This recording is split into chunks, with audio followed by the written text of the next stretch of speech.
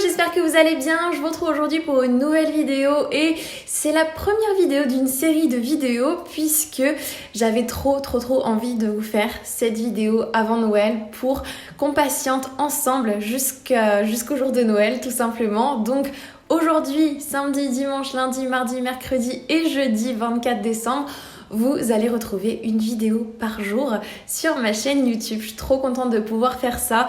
J'avais trop envie de le faire pour faire une sorte de calendrier de l'Avent, mais pas sur le mois complet.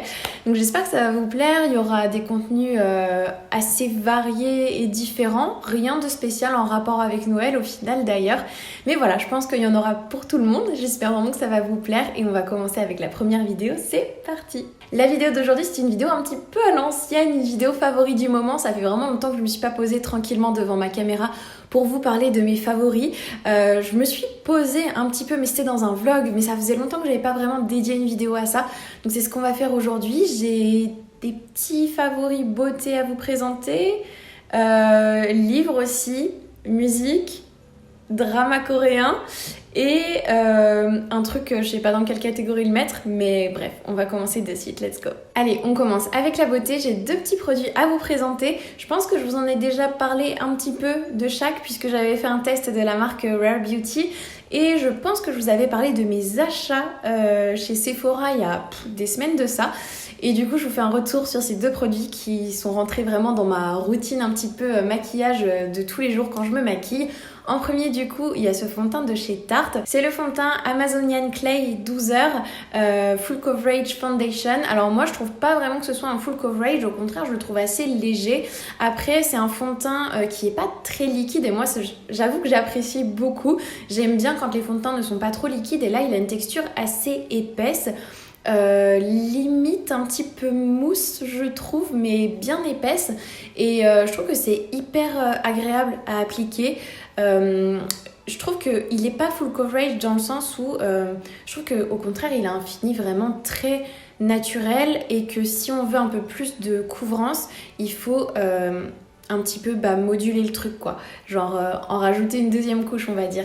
Mais en tout cas je le trouve vraiment hyper naturel. Contrairement à mon concealer de chez Tarte, il ne va pas marquer toutes mes petites ridules, mes petites zones de sécheresse, tout ça. Je l'ai vraiment remarqué parce qu'au début je l'utilisais en complément de mon concealer. Enfin, moi j'ai l'habitude de mettre mon concealer avant et après de mettre mon fond de teint. Je sais que beaucoup font l'inverse. Est-ce que je suis bizarre ? Oui, certainement. Mais du coup, c'est vrai que mon Tarte, à chaque fois, ça me faisait des petites marques quand même au niveau de mes plis sous les yeux. Du coup, ces dernières semaines, j'ai fini par arrêter d'utiliser mon Shape Tape de chez Tarte pour n'utiliser que ce fond de teint. Et j'en suis très contente, très satisfaite. Il fait vraiment un effet no make-up en fait, je trouve. J'ai vraiment cette impression de n'avoir rien sur le visage quand je l'utilise. Je le trouve pas lourd, je le trouve vraiment naturel. Il a un super beau fini. Bref, vous avez compris, je suis complètement fan. Ça faisait vraiment très longtemps que j'avais envie de le tester et pour le coup je regrette vraiment pas mon achat. C'est sûr que c'est mon fond de teint, la révélation de l'année 2020 et ouais, pour sûr je vais continuer à l'utiliser quoi. Autre favori make-up, ce petit baume à lèvres du coup de chez Rare Beauty. Oh, j'en suis trop contente, la couleur est juste magnifique, je l'utilise tout le temps en fait. Dès que je veux mettre un petit peu de couleur sur mes lèvres, c'est celui-là que j'utilise puisque il est hydratant et puis au-delà de ça, c'est plus qu'un baume à lèvres teinté, c'est carrément un rouge à lèvres. Il est vraiment hyper pigmenté. Moi j'ai la teinte Thankful et j'espère vraiment de tout mon cœur que ça va bientôt finir par arriver en France. 2021, je croise les doigts, je crois en toi parce que j'aimerais bien du coup tester d'autres teintes. Franchement c'est mon rouge à lèvres go-to du moment. Alors là, c'est vraiment pas souvent, mais j'ai des favoris vêtements à vous montrer. Je vous en avais parlé dans un vlog, je vous avais fait un petit try and haul, mais j'avais acheté des jupes sur le site de Bershka et j'en suis trop contente. Moi qui ne suis pas jupe du tout d'habitude, là j'ai trouvé enfin le modèle qui me plaît de ouf et dans lequel je me sens vraiment bien.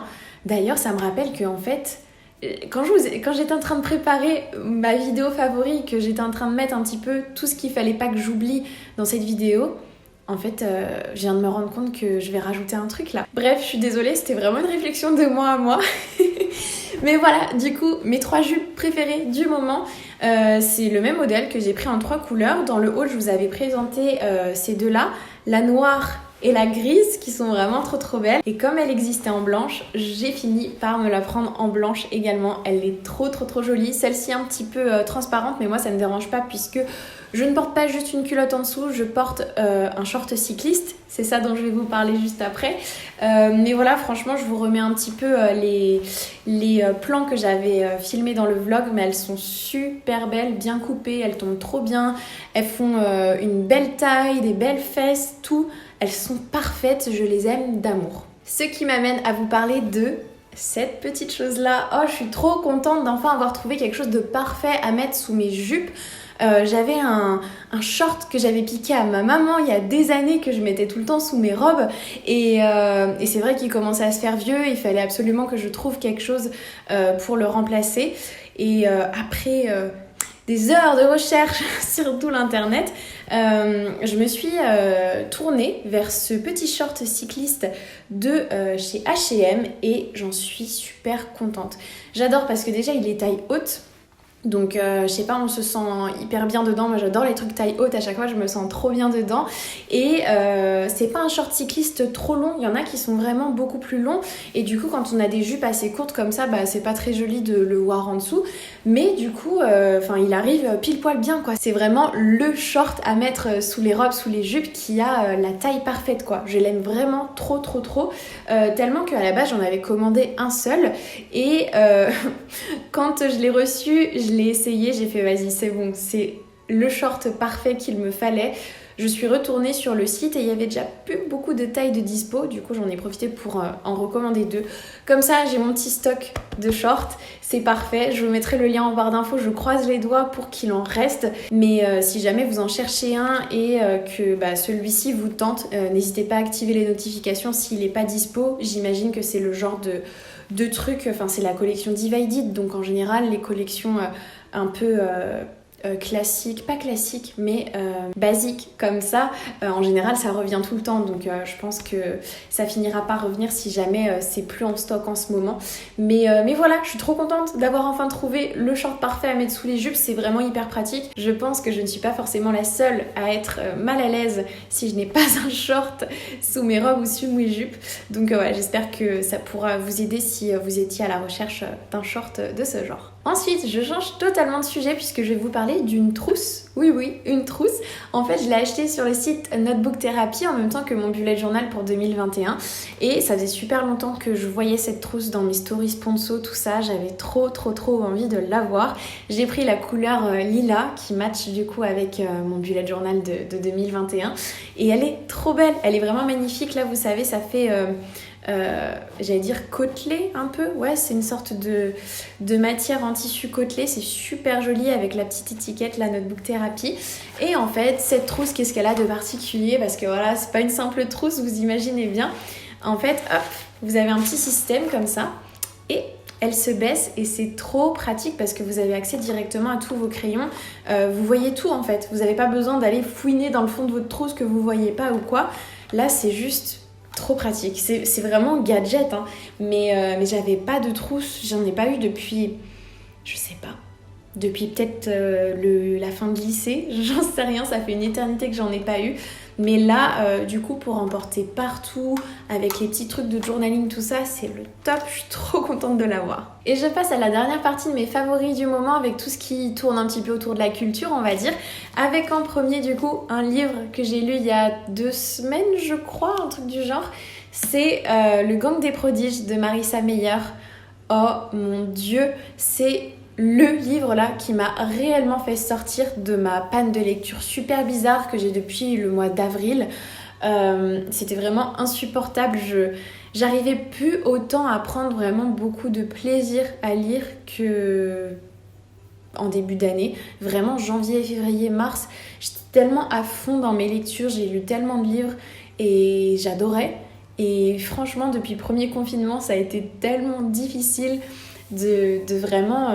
être à fond dans mes lectures, j'arrivais jamais à être méga concentrée, je pensais toujours à d'autres trucs pendant que je lisais, alors que normalement, Je sais pas, quand tu lis, t'es à fond dans ton livre, quoi. En fait, j'avais plus l'impression de lire vraiment pour les bonnes raisons. Par exemple, je lisais le soir avant de m'endormir, mais je lisais pour m'endormir. Je lisais pas pour le plaisir de lire vraiment.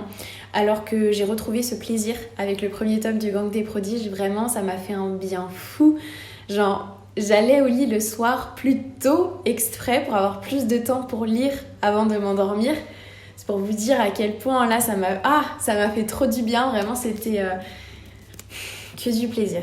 Je ne prends pas le risque de vous expliquer l'histoire, surtout que moi j'en suis quasiment à la fin du tome 3 actuellement, donc je vais vous lire le résumé. Il y a plus de 10 ans, les renégats, un groupe d'hommes et de femmes détenteurs de pouvoirs surhumains, ont vaincu les super-vilains. Ils font désormais régner la paix et la justice. Mais les super-vilains n'ont pas disparu. Parmi eux, Nova, qui a dédié sa vie à la lutte contre les renégats, responsable de la mort de sa famille. Prête à tout, elle se fait passer pour l'un d'entre eux et infiltre leurs repères afin de les espionner. Mais lorsqu'elle se lie d'amitié avec le fils adoptif des deux principaux renégats, ses certitudes vacillent. Je me demande si c'est pas vraiment la première fois que je lis un livre sur des super-héros comme ça, mais en tout cas j'adore. Je sais pas pourquoi j'en ai pas lu plus, je sais même pas s'il y en a d'autres vraiment, enfin si, j'imagine qu'il y en a forcément d'autres qui existent, mais c'est vrai que c'est trop bien. J'ai adoré découvrir tous les super pouvoirs et tout. Là, il y en a qui ont des pouvoirs, mais ça fait rêver, franchement, ça fait rêver. Mais ouais, franchement, l'histoire est géniale. Franchement, c'est plein de suspense, de rebondissements, de tellement de choses qui se passent. Et ouais, j'adore l'univers. Je me suis vraiment attachée aux personnages. Là, me dire que je suis à la fin du tome 3 et que je les ai enchaînés. J'ai enchaîné le tome 1, 2 et 3. Me dire que je suis déjà à la fin et que je vais déjà quitter l'univers, j'avoue que je suis un peu triste. Mais en tout cas, très très très très très bonne lecture. Une de mes meilleures lectures, je pense, de 2020 avec peut-être Warcross et Grisha. Je pense que ça fait partie vraiment de mes meilleures lectures de 2020. Ensuite, parlons drama coréen. Oui. Je vais vous parler très rapidement de True Beauty. C'est un drama qui est actuellement en train de sortir. Vous pouvez trouver les épisodes sur Viki. C'est trop cool parce que moi j'étais persuadée que j'allais devoir regarder ça sur l'ordinateur, mais en fait il y a une application qu'on peut télécharger sur la télé. C'est l'application Rakuten Viki sur Google Play, donc je suis trop contente de pouvoir regarder tous les épisodes sur ma télé. Pour l'instant il y a 4 épisodes qui sont sortis, il y en a 2 qui sortent chaque semaine, le mercredi et le jeudi si je dis pas de bêtises. Mais en général les sous-titres sont terminés d'être fait le jeudi et le vendredi à peu près, on va dire. Donc voilà, à l'heure où vous regardez cette vidéo, il y a 4 épisodes qui sont sortis.